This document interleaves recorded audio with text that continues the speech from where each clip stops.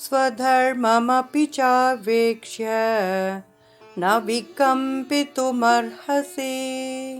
धर्म्याधियुद्धात् श्रेयोऽन्यत् क्षत्रियस्य न विद्यते। अनुवाद। इसके अलावा एक योद्धा के रूप में अपने कर्तव्य पर विचार करते हुए तुम्हें उसका त्याग नहीं करना चाहिए। वास्तव में योद्धा के लिए धर्म की रक्षा हेतु युद्ध करने के अतिरिक्त अन्य कोई विकल्प नहीं होता। विवरण। वेदों के अनुसार स्वधर्म मनुष्य का कर्तव्य है। स्वधर्म या मनुष्य के लिए निर्धारित कर्तव्य दो प्रकार के होते हैं, पराधर्म अर्थात आध्यात्मिक कर्तव्य और अपराधर्म अर्थात लौकिक कर्तव्य। जो स्वयं को आत्मा मानते हैं उनके लिए श्रद्धा पूर्वक भगवान से प्रेम और उनकी भक्ति करने का कर्तव्य निश्चित किया गया है। इसे पराधर्म कहते हैं क्योंकि भौतिक जगत के बहुसंख्यक लोग इस आध्यात्मिक परिप्रेक्ष्य से प्रेरित नहीं होते, इसलिए वेदों में उनके लिए कुछ कर्तव्य निश्चित किए गए हैं जो स्वयं को शरीर मानते हैं। इन कर्तव्यों को व्यक्ति के आश्रम अर्थात जीवन के पड़ाव और वर्ण अर्थात व्यवसाय के अनुसार परिभाषित किया गया है। इन्हें पराधर्म या लौकिक कर्तव्य कहा जाता है। भगवद गीता और वैदिक ग्रंथों का अध्ययन करते हुए धार्मिक और लौकिक कर्तव्यों के अंतर पर गहनता के साथ ध्यान देना आवश्यक है। अर्जुन वृत्ति से योद्धा था और इसलिए एक योद्धा के रूप में वर्णानुसार उसका कर्तव्य धर्म की मर्यादा के लिए युद्ध करना था। श्री कृष्ण इसे स्वधर्म अथवा शारीरिक स्तर पर निर्धारित कर्तव्यों के रूप में संबोधित करते हैं। यदृच्छया चोपपन्नम् स्वर्गद्वारमपावृतम्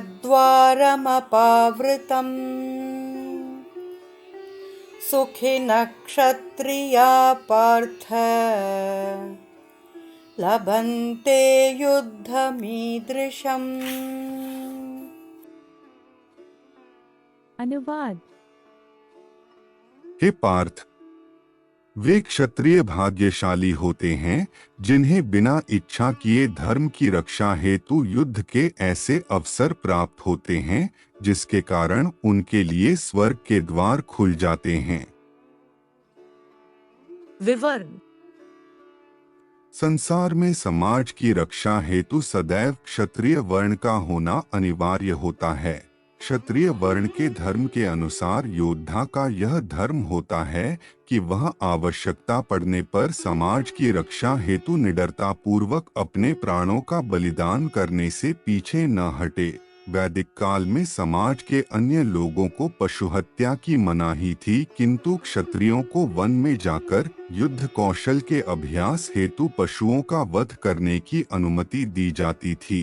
क्षत्रिय धर्म का पालन करने वाले योद्धाओं से यह अपेक्षा की जाती थी कि वे धर्म की रक्षा के अवसर का अति उत्साह से स्वागत करें, क्योंकि अपने धर्म का पालन करने पर उन्हें इस जीवन और परलोक में भी यश मिलेगा।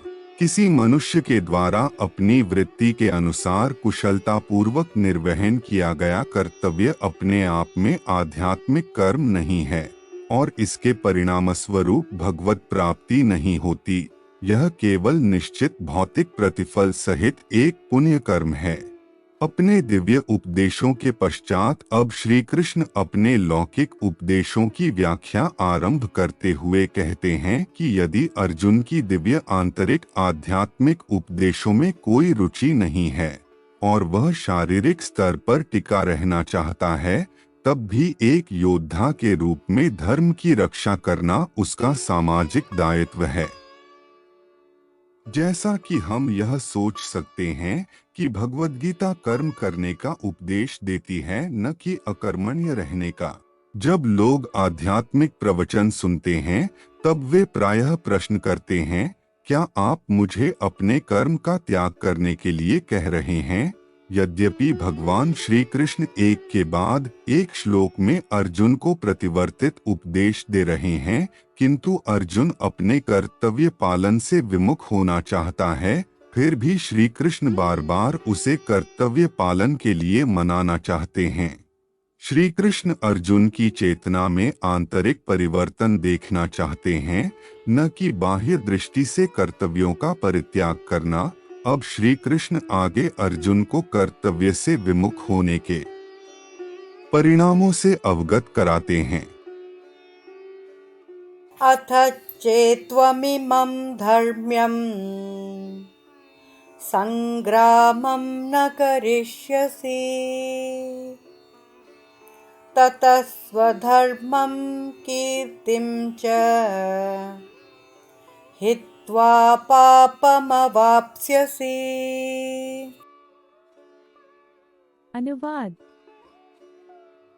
यदि फिर भी तुम इस धर्म युद्ध का सामना नहीं करना चाहते, तब तुम्हें निश्चित रूप से अपने सामाजिक कर्तव्यों की उपेक्षा करने का पाप लगेगा और तुम अपनी प्रतिष्ठा खो दोगे। विवरण। यदि कोई सैनिक युद्ध स्थल पर युद्ध न करने का निश्चय करता है, तब इसे कर्तव्यों की अवहेलना करना कहा जाएगा और इसलिए इसे पापमय कार्यों की श्रेणी में रखा जाता है। आथ श्री कृष्ण कहते हैं कि यदि अर्जुन अपने युद्ध करने के कर्तव्यों को घृणास्पद और कष्टदायक मानते हुए उसकी अवहेलना करने का विचार करता है, तो वह पाप अर्जित करेगा। पराशर स्मृति में निम्न प्रकार से कहा गया है, क्षत्रियो हि प्रजा रक्षण शस्त्रपाणिः प्रदंडवान निर्जित्य पर सैन्यादि क्षितिमन धर्मेण पाले। पराशर स्मृति 1.61। एक सैनिक का धर्म अपने देश के नागरिकों की आक्रमणों और उपद्रवों से रक्षा करना होता है। इस प्रकार की परिस्थितियों में कानून और व्यवस्था बनाए रखने के लिए हिंसा का सहारा लेना पड़ता है। इसलिए उसे शत्रु राजा के सैनिकों को पराजित कर न्यायोचित सिद्धांतों के अनुरूप देश का शासन चलाने में सहायता करनी चाहिए।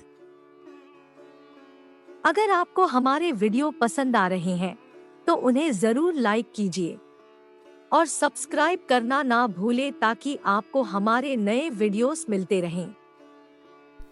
हरे कृष्ण।